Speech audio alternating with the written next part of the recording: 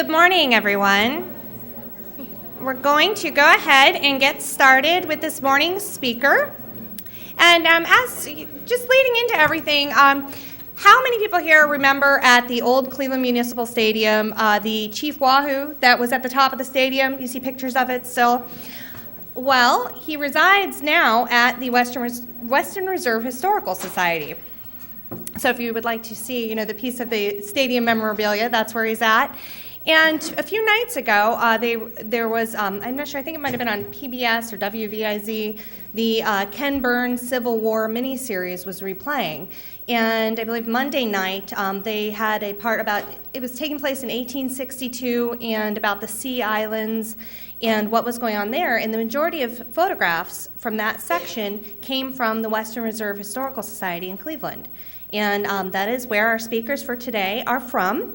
And we have with us today Janice Ziegler, who is the Vice President for Education and Programs at the Western Reserve Historical Society, and Chad Malkamaki from the Education Technology Manager. And Chad has also been a first-person interpreter in the role of Robert Harper, and has presented in that role and is kind of the expert on the Harper family in Shandy Hall as well. So with that, Chad will be presenting to us this morning, so enjoy.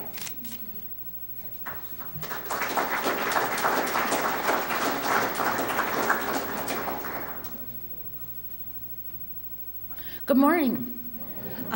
First of all, I want to thank you all for inviting us to come out here to speak to you, because there's nothing that we like better than to be able to share the history of our wonderful area of Northeast Ohio. And with that, I'm going to turn the program over to Chad, because he's our expert, as you heard, on this topic. Thank you. Thank you, everyone. I was talking to Janice when we were driving in today, and one thing that strikes me when you look at the Harper family and Shandy Hall, the reason why we're here today, is that it really is the American story. You have connections to colonial America. The patriarch of the family was born in 1741. He was a colonel in the American Revolution. You saw the next generation fight in the War of 1812, get involved in politics with Jacksonian democracy. There's connections to the Civil War. And eventually, in the Gilded Age, the family that donated Shandy Hall to us, the Norton family, had started Olga Bay Norton, one of the leading iron ore shipping companies on the Great Lakes. So you really see this whole span of the United States through the story of our 1815 house that we have. So as I go through today, we'll talk a little bit about the connections to the Revolutionary War, see images of what it's like inside Shandy Hall, and see how you really see the growth of Ohio through the growth of this family. Just a little bit about what we do at the Western Reserve Historical Society. A lot of people don't realize that we are the history museum for Cleveland, and at our University Circle complex, we of course have the Crawford Auto Aviation Museum, 140 cars and airplanes, about 5 airplanes, a helicopter, and a boat still make up the Crawford collection. Connected to that is our genealogy and research library, and that's where many people, authors, documentarians, come and use our facilities. Genealogical research, especially with the release of the 1940 census coming in a couple years, is very important when we look back at who we were as a society, and even look at the growth of Cleveland and now the decline of Cleveland, and try to figure out how we can get our region back to where we once were. Along with that, we have our history museum and 2 historic homes that are connected together. Currently, we have an exhibition on Abraham Lincoln and the connections to Cleveland. He was here twice, once on his way to Washington, and even gave a stop I just read in Geneva, Ohio, a whistle-stop talk out of the back of the inauguration train. And then the other time, unfortunately, was after the assassination. There was a funeral service for President Lincoln on Public Square. They had built a catafalque, and thousands of Cleveland residents went down to pay their last respects to our fallen president. So that's really in the whole exhibition, and then of course the decorative arts collections and the archival collections that we have that celebrate Abraham Lincoln's life. Along with that, we have the Chisholm Holly costume collection, over 40,000 pieces of clothing, from hats to purses to shoes, really anything that a person can wear. And currently we're working on a fabric exhibit of the Civil War, flags and banners that focuses on some of the the Union flags that were used, as well as some captured Confederate battle flags. One of the pieces we have is an 18-foot original Stars and Bars. So right now our chief curator is currently preparing that for opening in a couple weeks, correct? 30th. The 30th of April, so almost in time for the beginning of the sesquicentennial of the Civil War. So that's our University Circle complex, but that's not just who the Historical Society is. You can see we have our Macedonia Preservation Facility. Because we can only house about 90 cars at University Circle, we have a storage facility that is used for the archive storage as well as history museum storage, and that's where the restoration program was located for fixing the cars, making sure that 80% of the collection still runs and operates.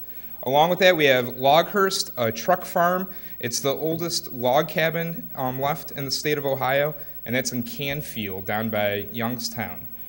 Hale Farm and Village in Bath, Ohio is our historic preservation facility where over 30 buildings that were set to be demolished all around the Western Reserve have been relocated to Bath, Ohio. There's a recreation of a New England village, and that's where we have our first-person interpretation program, so you actually go back to the 1860s and see how the Civil War affected the residents of the Western Reserve, as well as a historic farm museum as well. And then, of course, we have Shandy Hall, which we'll be talking about today, 1815 homestead, the oldest frame house in existence in the Western Reserve, and it's believed to be the oldest frame house left in the state of Ohio. And, of course, with that, what's unique is the family, there was only 3 generations of the family that lived in the home, or I guess you could add a 4th, there were some children in the 4th generation as well. But the last family member preserved all of their collections. So 90% of what you see when you walk in the doors of Shandy Hall are the original items owned by the Harper family. The only thing that's been different is some of the curtain hangings have been recreated, and that's just because of the lifespan of textiles, as well as some of the rugs come from Hale Farm and Village that the visitors can walk through. Otherwise, all the furniture, china, infrastructure of the home is original to the Harper family. And that's really a unique thing when you look at historic homes. I mean, if you go to Monticello or some of the presidential homes, you'll even see those 19th century homes. Just unfortunately, they haven't been able to preserve as much of Jefferson, but when you come to Shandy, it is the things owned by the family members. One thing you're going to see, I'm just going to have 2 slides that list names, because one thing the Harper family did, they repeated names a lot. So I'll try to do my best not to confuse you. But the story and the connections to the Western Reserve really start with the patriarch, Alexander Harper. He was a soldier in the Revolutionary War. He was born in 1744 in Connecticut, in Middleton, Connecticut. He, at the age of 10, moved to New York, the Cherry Valley region. And this would have a lot of significance later on in his life because he came in contact with a young Native American named Joseph Brant. They both were educated at Dartmouth, or what eventually became Dartmouth. At the time, it was a Native American school that also took in the colonial boys as well to give them a basic education. And it was through that connection that really saved Alexander Harper. He was captured during the Revolutionary War, and it was that early connection with Joseph Brant that actually saved his life. So I'll get to that in a little bit. But the family ended up founding a town called Harpersfield in New York. It was in the Cherry Valley, and unfortunately, because of history, it's one of those lost towns, almost like Harpersfield, Ohio, where people know the name, but it's hard to really pinpoint it on a map anymore because other towns have really taken over. Well, in New York, the story goes that the father, Alexander, later on after the Revolutionary War, had gotten in an argument with James Fenimore Cooper's father. At the same time, they were in the same area. And the political control of Harpersfield was lost to the Harpers family, and eventually the Coopers took over, and you have Cooperstown now, and then because of baseball, we know we can locate Cooperstown on a map, and Harpersfield's been lost to time. And it just went to the way the early functioning of the United States government went after Washington left power. It was really that transition that made the Harpers lose out, but they realized they could relocate out to the Western Reserve. And so in 1798, the family did make this trip later on. And unfortunately, Alexander, because of his experience during the war, died almost immediately. The family made it to the Western Reserve in March of 1798, and by September, he had passed away from malaria. He had contracted malaria from the Revolutionary War. There was a horrible attack on the settlers of Cherry Valley, New York, and it was in retaliation for a Native American village that had been burned down, and that Native American village, the raid was led by Alexander Harper. So as the Native Americans retaliated, and this was the very earliest skirmishes, I think it was the date 1778, so some of the very earliest action of the American Revolution. In this retaliation, Joseph Brant was leading the British soldiers along with the Native Americans, but saw his old childhood friend. Some of the stories go that they were both Masons, that was what saved them, but it was really that connection, going back to Dartmouth and going back to them both being in that New York Valley as early as the 1750s. So Joseph Brant agreed not to kill Alexander Harper, and also the family home was saved. Many of the other families' homes were burned down in Cherry Valley and that whole stretch, and it's now known as the Cherry Valley Massacre. But in that time, Alexander was sent to Montreal on a prison ship that he remained on through the duration of the American Revolution. So it wasn't until 1783 when Alexander returned to his home in New York. And in that time, he had contracted malaria, was able to survive, get off the prison ship, but by the time he had moved the family to the Western Reserve, it finally claimed his life. But you did have those early connections to liberty, to freedom, the founding of a new nation separating from England. And those are traditions that you see carried on through the next generation, where you see repeated service, where John, James, William, and Robert all had served in the War of 1812 when you look at Alexander's children. Now, in the 1798 trip, the two oldest children, Margaret and John, remained in New York. They had already married and they were settled with their families at that time. But Alexander had moved the rest of the family, and at the time, Robert, who kind of is the next person that carries on in the story, he was only 7 years old. He was born in 1791. But like I said, when you see this, you'll notice that one of the daughters was named after the mother, one of the sons was named after the father, and that really starts off this continuation of names being repeated. So again, I'll try to do my best not to confuse you, but there are a lot of repeated names that you'll see.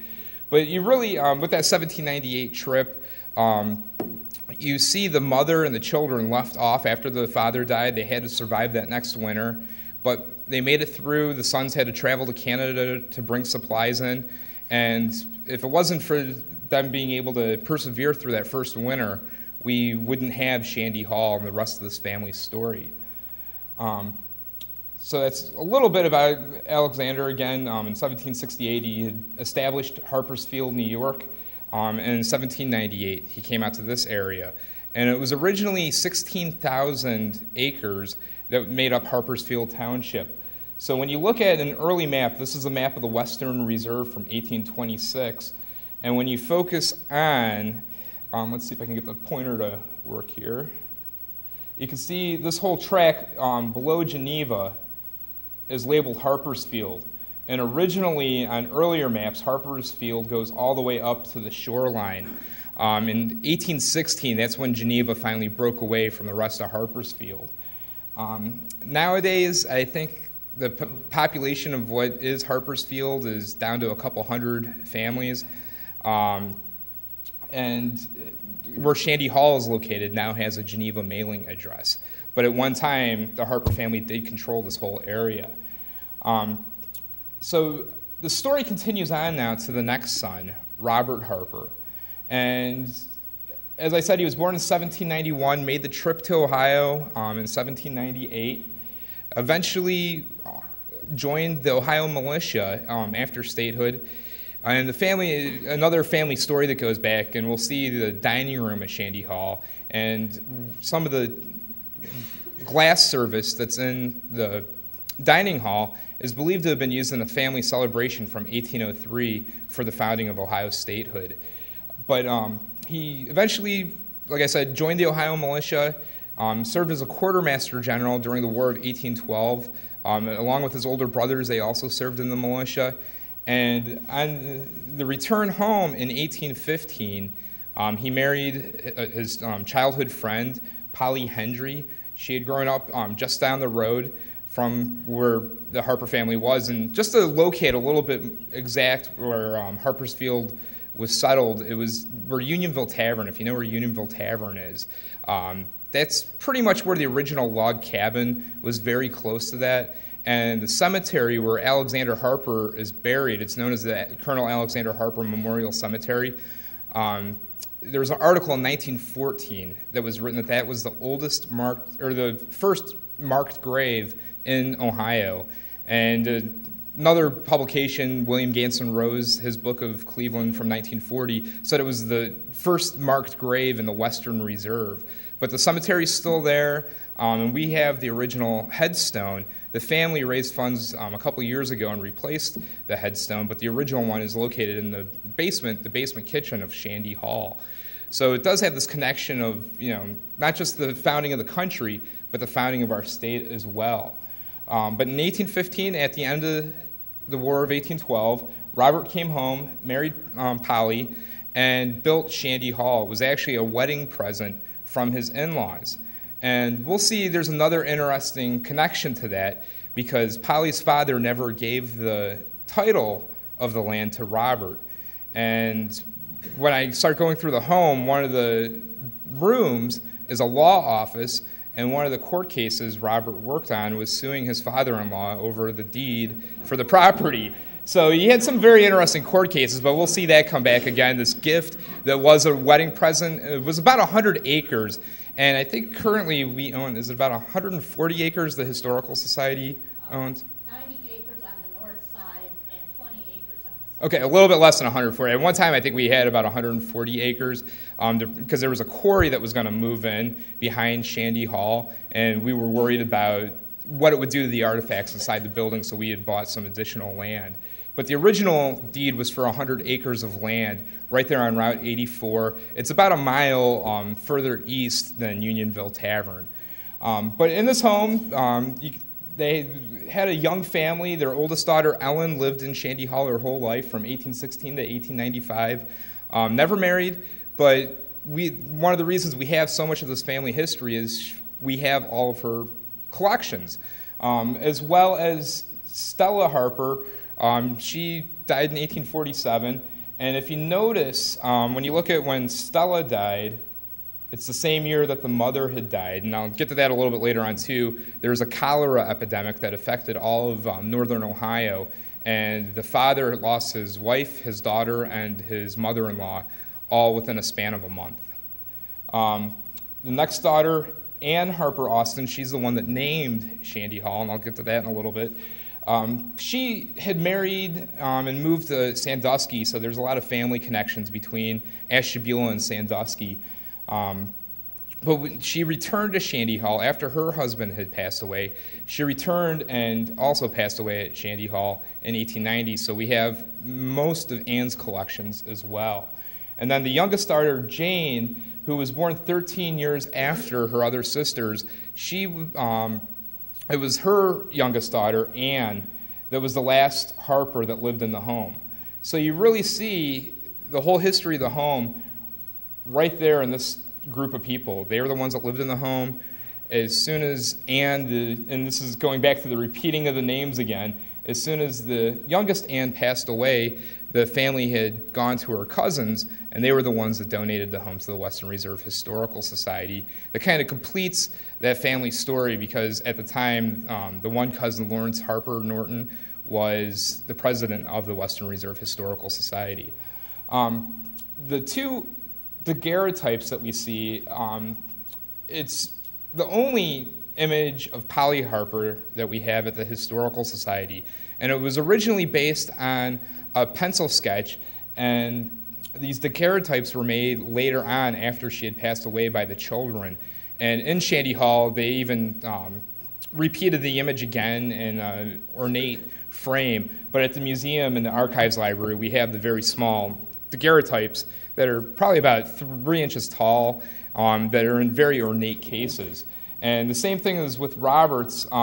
It was originally based on a pencil sketch from around their wedding date, placed about 1815, that again, the children had turned into daguerreotypes as that technology evolved later on. This is our main image that we have of Robert. And his life after starting this family, that you can see pretty much as he returned from war. He was married. Their first 3 daughters were born within 5 years. And by the 1820s, when this painting was made, he was pretty much a young country lawyer. He was self-taught. He studied a little bit with an older cousin, a Tappan family that was known for being judges in other parts of the Western Reserve. But he really, at the time, to become a lawyer, just like John Adams or Thomas Jefferson, it was really through reading as many law books as you could. John Adams and Thomas Jefferson, of course, had a little bit more formal education, being able to attend Harvard and William and Mary. But Robert was unfortunately secluded here in the Western Reserve. Western Reserve University wasn't founded until the mid-1820s, so Robert had to educate himself. He was a traveling lawyer. He would travel on the circuit, very similar to the way, if you ever read any of the biographies of Abraham Lincoln, how Lincoln toured around southern Illinois. The same thing was true with Robert. He would work in the whole federal district, which was northern Ohio. He was also a young businessman. Along with his cousin, Rice Harper, and a group of 16 investors, they tried to bring one of the first railroads through Ashtabula. And the original plan was to create a port on at the mouth of the Grand River. At the time, the new town they were going to try to develop was called Richmond. It pretty much would have replaced Fairport Harbor. But it was to sit on the side of this railroad that would connect Ashtabula through the Maumee River up by Toledo. And the unique notion this group was going to use, this was in 1836, was to build a stilt railroad. They would actually pound wood stilts into the ground, and the idea was you wouldn't have to grade the land to create valleys or tunnels to go through the foothills here. And unfortunately, the venture failed. By 1843, the company had folded. I think there was only about a mile stretch that was ever built. And it was, I think, the far eastern stretch. It was on at the Pennsylvania border where this railroad was going to be built. But you could see their look at the community, trying to take their own funds. Of course, it was a little bit of land speculation and railroad speculation going on. But at the same time, they were trying to improve the community, bringing the railroads, the new forms of transportation through. And this was important to Robert because he had traveled to Buffalo, he had traveled to Detroit, working with businesses there, and he saw having a major port city, how important it was for the community. Another improvement for the land that they worked on was building a dock off of one of the creeks in Madison. So he was trying to build the infrastructure up because he saw the growing importance of the Western Reserve on a global market. And through the furnishings of Shandy Hall, you really could see his purchases went from not just being local from Painesville, coming out to Ashtabula, he would purchase items, but he really started to order objects from New York and having them shipped on the canals that were being brought through the area. With the completion of the Ohio Erie Canal, you really see the products that were being purchased and going into Shandy Hall increased globally. And Robert understood the importance that was for the community. In the 1830s, he ran for the Ohio General Assembly and served in 2 terms as a Democrat. He was a Jacksonian Democrat. And even in 1828, he was listed on an Andrew Jackson campaign flyer that we have in the museum's collection. And that's another collection the Historical Society has that a lot of people don't realize our extent. We have the nation's 3rd largest political ephemera collection in the country. We have an inauguration coin that goes back to George Washington, but it was really the 1824 Andrew Jackson, John Quincy Adams election that's considered the first national political campaign, as suffrage had spread now, not just from the wealthy white landowners, but just to the white males in general. Unfortunately, it was going to take many more years for African Americans and women to gain the right to vote. But that was really what spawned the first national election. And 4 years later, you see Robert already being tied into the national debate, being listed as a Jackson supporter. So you really see the frontier lawyer growing at this time, and at the same time, Shandy Hall grew as well. Originally in 1815, it was a 4-room frame house. This is one of the original rooms. It's now the parlor room. And you can see the daguerreotypes again, the images the children had made. These date from the 1860s of Robert and Polly, and it's based on that same daguerreotype that we saw earlier. But some of the furniture, you have a couple generations furniture. The settee couch was purchased by Anne in Sandusky. That was for her Sandusky home that she brought back with her when she returned to the home later on. So it doesn't really fit to Robert's lifetime, but it is still a Harper family item, along with the matching chairs and the marble top table. But on top of the table, you see the Staffordshire china that was purchased by Polly Harper, the mother. So already, I think the china, because we have all of Robert's receipt books, so we can actually go back and match the artifacts that we have with when they were purchased, and those dates are right around the 1830s. So right before he was involved with the railroad speculation, but you can see his wealth as a young lawyer starting to grow. And in 1830, that's when Shandy Hall grew as well. Today, Shandy Hall has 18 rooms, so it went from the original 4-room structure, being a simple, country home, to being really a pretty nice home for a young, growing lawyer and politician. And part of the necessity was having a separate law office. And you can imagine in the 1820s when Robert was doing his earliest legal work, he had 3 young daughters that were running through the home. His clients came to his home frequently. He would go out to meet his clients, but a lot of times the clients would come to his home. So you almost see that necessity for adding on to the home, just for privacy of his law practice. Upstairs, these are the original beds used by the Harper girls. And you can see the original chamber pot as well. We have the home decorated as it would have been used in the we try as much to decorate it as it would have been used in the 1830s when the expansion was completed. But we do have original dolls that were made, that's made by the wife, Polly Harper. But it's hard to tell on the slide, but if you look closely at the quilt, there's pieces of the curtains, and these are, in this room, we have the original curtains from the family. The curtains are reused in the quilt, so you have early American quilt making, early American furniture that's being purchased, some of the first American furniture that's being made at this time period, as well as the items that are being brought in from New York and the European market as well, many purchases coming from England and France. This is another view of the same parlor room, but you can see another addition was made on. Besides the law office, you have a dining room that has French wallpaper that we'll see eventually. And this cabinet is filled with the rest of the pieces to the Staffordshire china. And Rice Harper, that was the cousin that worked with Robert. We have a painting of Rice Harper as well that was done by an artist named Carolyn Ransom. And Carolyn Ransom would go on to paint the official presidential portrait of James Garfield when he became president. But she grew up with the oldest daughter, Ellen, and we have a Carolyn Ransom, Ellen Harper portrait in another room in the home as well.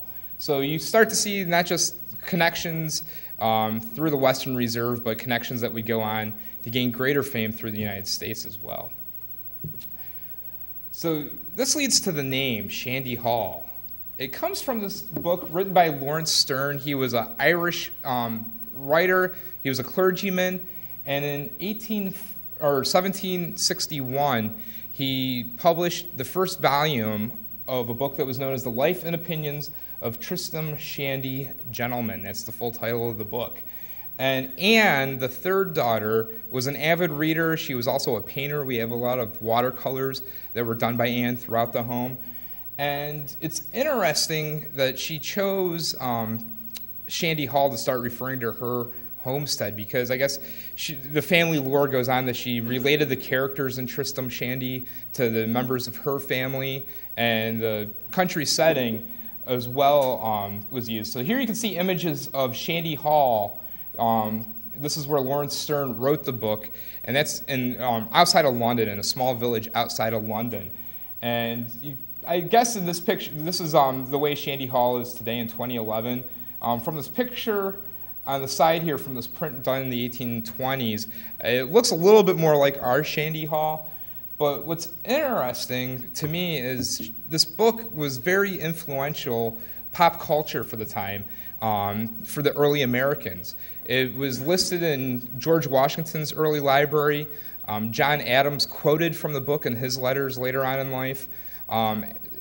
Thomas Jefferson, in a series of letters with Maria Cosway, this was a young woman that he didn't have a relationship with, but he escorted around Paris when he was ambassador to Paris right after the Revolutionary War. And when you read their letters, they both exchange back and forth quoting from this book. And Aaron Burr, the assassin of Alexander Hamilton, even said after he read Tristram Shandy that the problems with him and Alexander Hamilton never would have occurred if he would have paid attention and read this book, based on the actions of one of the characters. So you see a lot of our early American leaders quoting from this book. But what's interesting is there's no beginning, middle, or end to the book. The characters come and go. They're very eccentric. It's got lewd language throughout the book for the time period, double meanings to a lot of the phrases. So it's interesting that Anne would compare this to her family. I'm not sure why she thought this represented her family, but the name is stuck over generations, and the original book that Anne read, it was a 1830s publication of Tristram Shandy that was still serialized. It was in 6 different volumes. We have in a cherry bookcase in the parlor room of Shandy Hall. And another little side note, if you're interested more in the story, there was a movie made a couple years ago, and one of the taglines was it's a movie based on the unfilmable book because it has no middle, end, or beginning. And the birth of Tristram Shandy, it takes him 5 chapters to explain his birth. So it's a pretty interesting movie the way they filmed it, but it does have a little bit of a local connection because this story is the basis for this name of this home here in the Western Reserve. Continuing on in the home, though, you can see the portrait of Robert again in his law office. And the law office was built right off to the side. This is the doorway that leads to the parlor. But there was a separate entrance for the law office. So this way, Robert could have his law practice. His clients wouldn't have to enter through his home. They could enter privately off the side door. We have an original sign that says, R. Harper, attorney at law. So his clients could enter directly off to the side. This is Robert's legal desk with some of his account books that we still own. A model of the USS Lawrence, that was Oliver Hazard Perry's flagship in the Battle of Lake Erie, which sunk, and then he had to traverse over to the USS Niagara, or the Brig Niagara is the way it's called, that eventually won the War of 1812, but that was a memento and keepsake Robert had from his service in the War of 1812. But what's interesting, in the law office, it continues on, and in the background you can see a cobbler's desk for a traveling shoemaker, and we'll see a little bit closer image of that in a second. And you also have this medicine cabinet, and this was also used by a traveling physician. That Shandy Hall became an important base for the community because it wasn't just for the Harper family, but possibly for Robert's political constituents. They could come to Shandy Hall, meet the traveling cobbler, have their shoes measured and made, visit with the traveling physician, and also go to the Harper family for the medication that the physician would leave behind.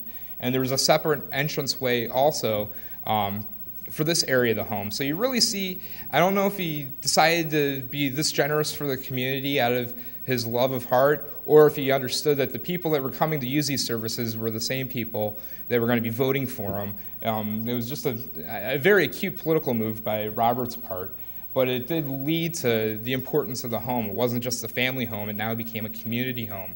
Along with that, Robert's book collection that he owned was used for a lending library, and when you look in the opening of a lot of the books, you can see the names of the different residents that had checked out the book from his library, and even some of Robert's personal volumes. You can see written in there, "Do not lend this out." So he even had his own personal collection that he kept for himself, but he also had one of the first libraries in Ashtabula. It was a lending library out of his personal home. One of the neater items that we have, we're not sure exactly how Robert acquired this, but it's an 18th century captain's liquor set. So this is for a shipping captain that it would trace to Atlantic shipping, and it's the different bottles and glasses used on a boat. Robert never served time shipping. He didn't serve in the Navy. He was in the Ohio militia. But it was just one of those purchases he made as the canals and the global market was starting to come through Ashtabula. The side saddle on display was used by Ellen, the oldest daughter, and because the family had such a connection to Shandy Hall, there's a lot of these family stories and lores that get passed down through the years. And one of them is of a young Ellen as she's out riding. She had a locust riding crop that she broke.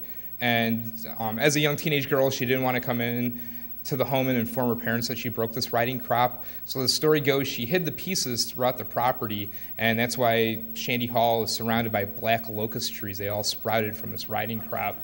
But from what I understand, the locust trees predated Shandy Hall. They were there before the home was built, but it is one of those fun family stories they've passed down through the years. Here's another view. This is looking from the doctor's area into the law office, and you can see the separate doorway that was used by Robert's clients. Continue a little bit further on, another cabinet that was used by the traveling cobbler and doctor. But on the floor, you'll notice that the floorboards in this area are shaped a little bit different. That's because it was a storage area, and what do you think was stored down there but old shoes? We lifted it up and we found dozens of pairs of little tiny leather shoes down there. So I'm not sure if they were from the Harper family or if they were extra shoes from the community, but those pieces are still there, and it's got a dirt floor to the bottom of that storage area, and it's right underneath where the cobbler's station was. So I'm guessing it was probably his storage area for his product.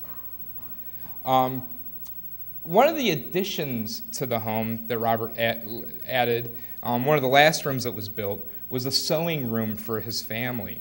And you can imagine for the wife and the daughters, the 3 young daughters that were left behind, it was a time they spent a lot of joyful hours in there, because even though they were buying products on the global market, they had a homestead farm. They grew flax on the property, and we have 2 spinning wheels. One would be used for woolen items, the other one was used for flax to spin linens.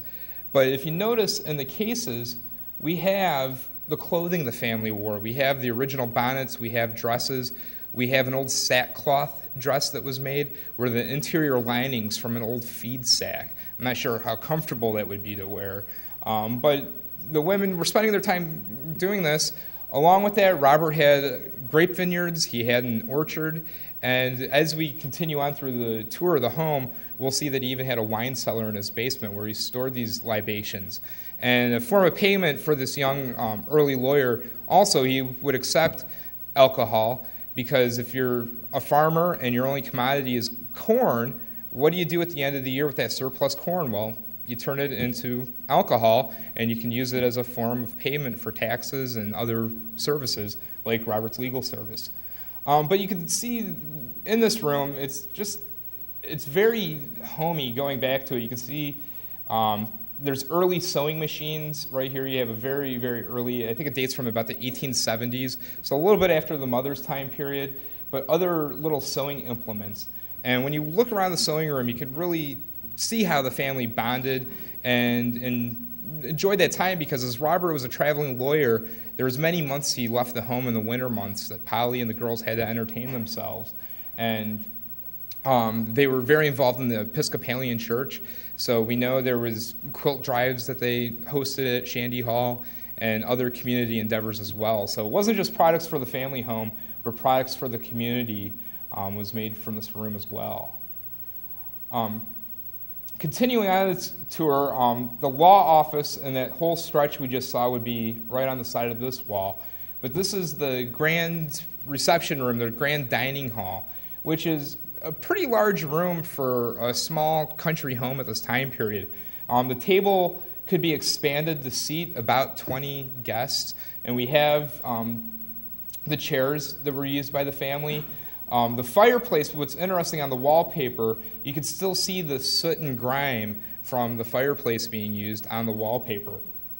We did have some money to restore the wallpaper. It was about 10 years ago, but the wallpaper even has an interesting story to it, that it was hand-painted French wallpaper that was intended for a hotel in Niagara Falls that was never built.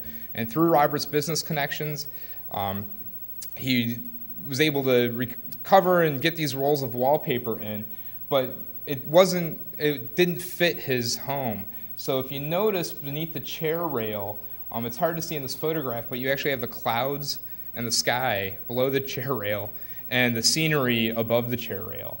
But very unique wallpaper for the time period, along with more pieces of Staffordshire china and other early American furniture being used. Another room, just guest bedroom. Again, you can see the American folk art that's used. But the true prize of Shandy Hall is when you get to the basement and you have the summer kitchen. So besides having the whole top floor filled with all these items from the family, you have various early folk implements used for cooking. Another view that's a little bit more lit up. There's the wine cellar Robert had with some of the original bottles used. He produced some alcohol on his property. There's even a cold cellar that would have had spring water that traveled through the bottom of it to keep some of the items cold. He had his own creamery in his room, so you have an original cheese mold as well as the bowls and dishes used for making various Western Reserve cheeses. At one time, the Western Reserve was the cheese capital of the world, and one of our first products that hit the global market was our hard cheeses, our hard farmers' cheeses that were being produced. And the last room that's in Shandy Hall, he had his own butchery inside Shandy Hall as well, which is very unique. Instead of building a barn on the property, down by his summer kitchen, he could smoke the meats and cure the meats right off to the side of his kitchen. So this is another very interesting part of the home, because not many homes in the Western Reserve would have one of these inside. They usually were out by the barn. And there's the tombstone, that original tombstone that goes back to Alexander Harper. And the inscription on it reads, "Around this monumental stone, let friendship drop a sacred tear. A husband kind, a parent fond, an upright man lies buried here." And that's the original marked grave in Ohio, the first one. And then the last picture I have is the Norton family.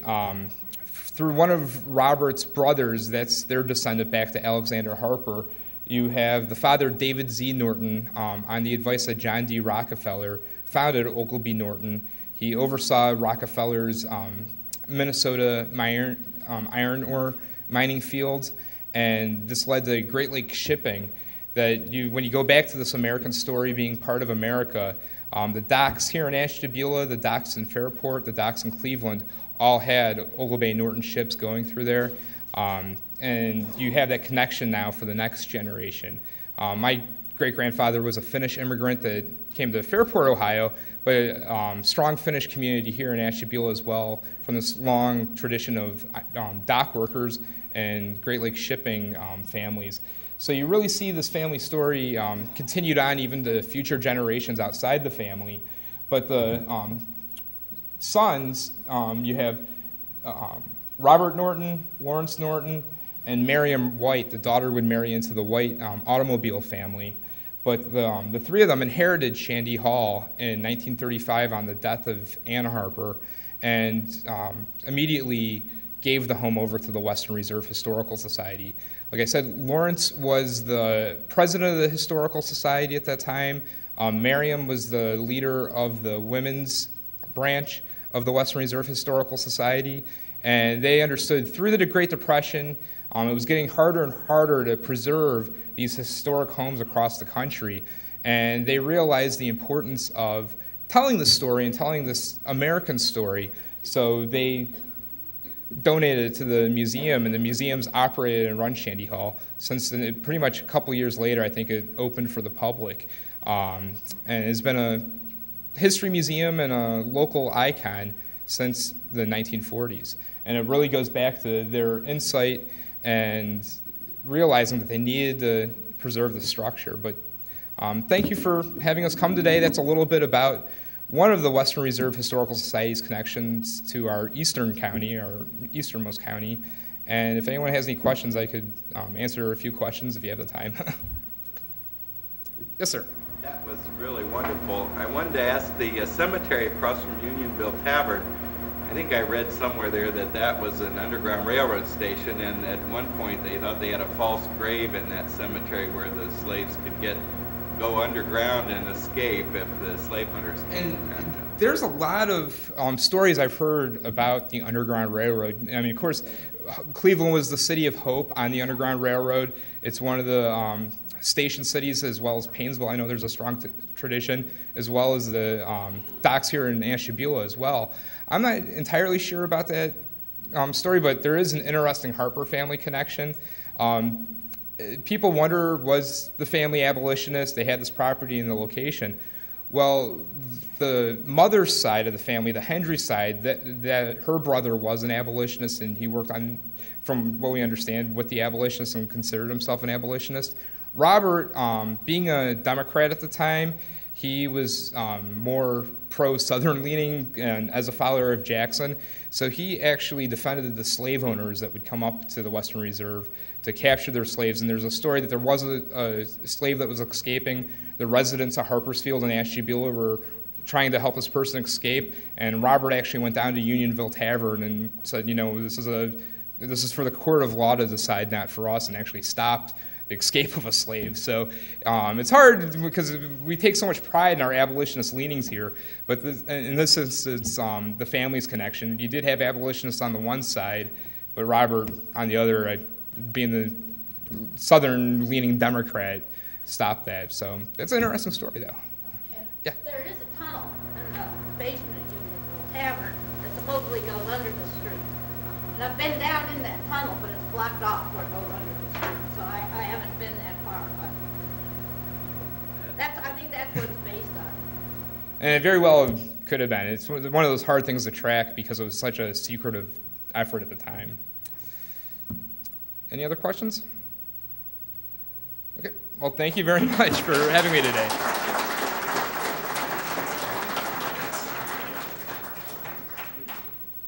That was a fascinating story to hear about local history and how the impact that goes throughout not only the Western Reserve area but the rest of the nation. So thank you everyone for joining us today. And we're very lucky with our leadership class and in our experience with our History and Heritage Day in the fall, we have two local historians, Evelyn Schaefer and Bert Drennan, that share quite a few of the stories that we heard here today with our class also. So they learn a lot about the history of the Western Reserve in the history of Ashtabula County also. So thank you very much, and we'll see everyone again next month. Our presenter is Dan Claypool, one of our Ashtabula County Commissioners, and he'll be talking about our economic development plan for Ashtabula County. Have a wonderful day.